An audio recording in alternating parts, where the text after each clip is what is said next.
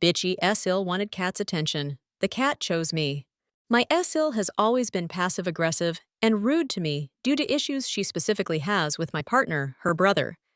Issues she doesn't bother to directly work out with him. She shuts me out of conversations. She refused to get to know me better, talk to me, build any relationship, say hi, or reply to my texts. She treats me like I'm unwelcome whenever I see her.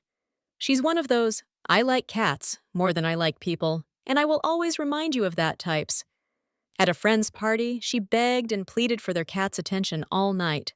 I shifted the way I sat so the cat could sit on my lap. The cat chose me. She was salty.